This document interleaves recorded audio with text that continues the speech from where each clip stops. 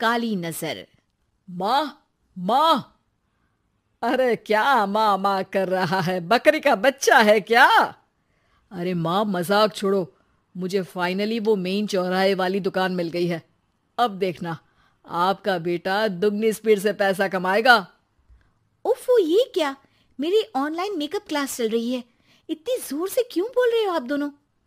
अरे मेरी धर्म पत्नी जी, मेकअप क्लास बाद में करना। वो चौराहे वाली दुकान मिल गई है हमको। अरे वाह! रुको, मैं अपनी माँ को फोन लगाकर बता देती हूँ। अरे मैं भी अपने रिश्तेदारों को बता देती हूँ। कितनी खुशी की बात है। हाँ हाँ, मैं भी अपने दोस्तों को बता देता हूँ। 1 हफ्ते बाद रजिस्ट्री है। बस, घर में खुशी का मौका था। उन तीनों ने अपने अपने फोन उठाए और लोगों में बात फैलाना शुरू कर दिया। और रही सही कसर, श्वेता बहू ने अपने पड़ोस में सबको बताकर कर दी। अरे वर्मा आंटी, अब हम भी जल्दी कार ले लेंगे। घर का रेनोवेशन होगा और ठाट से रहेंगे हम भी। अरे ऐसा क्या हुआ? लॉटरी बाटरी लग गई है क्या? अरे इस बार चौराहे वाली मॉल में हमको भी दुकान मिल गई है। दुकान नंबर 21, जो एकदम चौराहे पर है। अब ग्राहक बढ़ेंगे तो आमदनी भी बढ़ेगी ही ना। अरे वाह, कितनी खुशी की बात है। मैं बहुत खुश हूँ तुम्हें इतना खुश देख के। बाकी एक बात कहूँ, सबको मत बताते फिरना।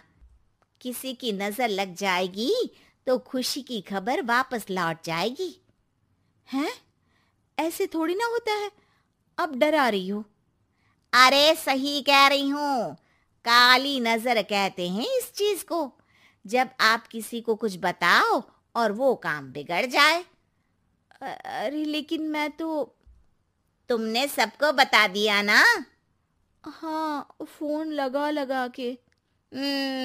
अब बच के रहना। काली नजर बड़ी खतरनाक होती है। श्वेता इतनी खुश रहती है कि वो वर्मा आंटी की बात पर ध्यान ही नहीं देती, जबकि पड़ोस में और भी लोगों से खुशी की खबर शेयर करती रहती है। अगले दिन राजेश बहुत दुखी होकर घर आता है। अरे बेटा, क्या हुआ? मुंह क्यों सूजा हुआ है? मधुमक्खी ने काट लिया क्या? माँ, वो दुकान किसी और के पास चली गई। किसी ने ज्यादा भाव लगा दिया। अरे पर बात तो आपसे हुई थी ना उस दुकान वाले की। हाँ, आज मैं टोकन अमाउंट देने गया था, तब मुझे पता चला। कोई आकर सुबह मुझसे पहले ही ज्यादा अमाउंट दे गया। काली नजर। क्या? क्या कहा? वर्मा आंटी ने समझाया था कि किसी को बताना मत, वरना काली नजर लग जाएगी। अच्छा, तुम्हें उनकी बात मान लेनी चाहिए थी। उनकी बात मान लेती, लेकिन उसके पहले ही सबको बता चुके थे ना हम तीनों। अरे अगली बार से ध्यान रखेंगे।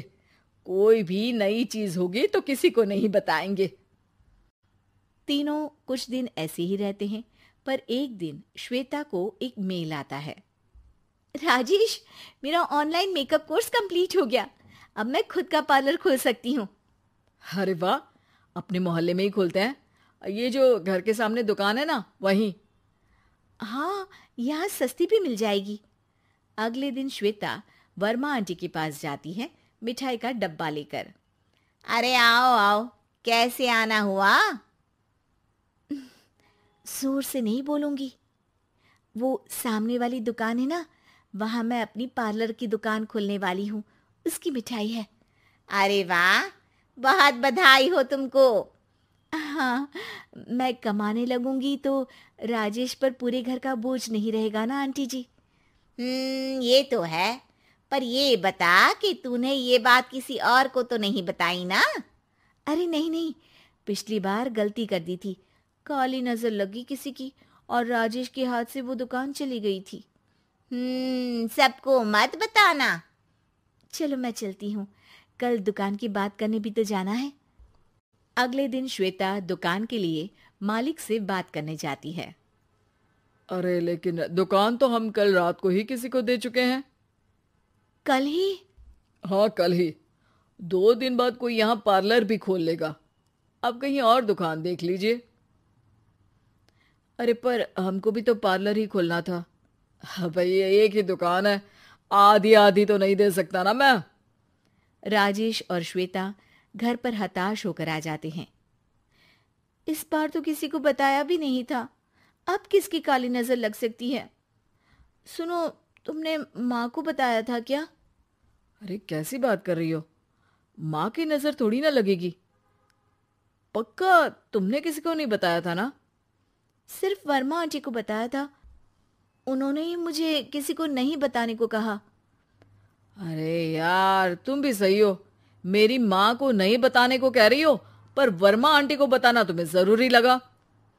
अरे वर्मा आंटी ने ही तो काली नजर के बारे में बताया था ना, वो हमेशा हमारा भला ही तो चाहती हैं। मेरी माँ भी हमारा भला ही चाहती है। अरे पर चिल्ला क्यों रहे हो? बात नहीं कर सकते क्या आराम से? नहीं आता वो आराम से बात करना, और करना भी नहीं चाहता हूं मैं। दुकान जाने का दुख गुस्से में बदल गया था और राजेश और श्वेता में बात बंद हो गई थी। 2 दिन बाद मोहल्ले में पार्लर का इनॉग्रेशन हुआ, जिसमें मोहल्ले के सभी लोगों को बुलाया गया, पर श्वेता, राजेश और माँ नहीं जाते। माँ, अंदर आ जाओ, क्या देख रही हो? अरे नया पार्लर देख रही हूं अपने आंगन से। देखो, माँ को दूसरे का सुख देखने में कितना मजा आ रहा है, मेरा दुख नहीं दिख रहा इन्हें। यहाँ मेरा पार्लर भी तो हो सकता था। अरे चुप रहो यार, हर बात में लड़ाई क्यों ढूंढ रही हो? राजेश और श्वेता फिर बहस करने लगते थे। तभी माँ ने दोनों को बाहर बुलाया। अरे जरा देखो तो, दुकान चलाने वाले का बोर्ड पर नाम क्या लिखा है? श्रुति वर्मा। गाड़ी निकाले बेटा, हमें कहीं जाना है। काली नजर का इलाज कराने? राजेश अपनी बाइक निकालता है। तीनों ट्रिपलिंग कर रहे हैं। माँ राजेश को उस मॉल वाली दुकान पर लेकर जाती है जहां राजेश अपनी दुकान खोलने वाला था। यही दुकान लेना चाहता था ना तू? हाँ, पर इनको भी दुखी करने लेकर आई हो क्या यहाँ पर दुकान दिखाकर? वहां काफी नहीं था? अरे श्वेता, थोड़ा सब्र रख, अभी पता चलेगा कि हम यहाँ क्यों आए हैं। बता, इस दुकान चलाने वाले का नाम क्या है?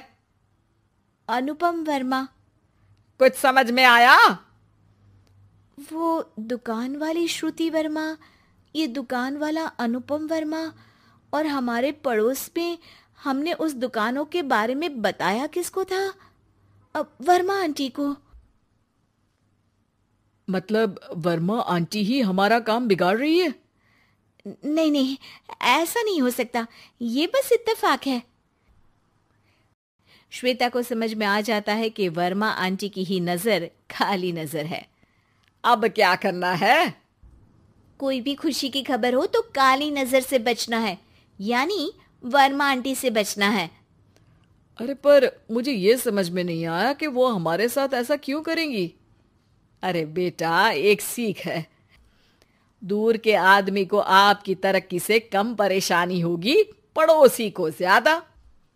दोनों माँ की बात में हामी भरते हैं और अगला काम चुपचाप करने की कसम खाते हैं, ताकि आगे से वर्मा आंटी कोई काम ना बिगाड़ सके।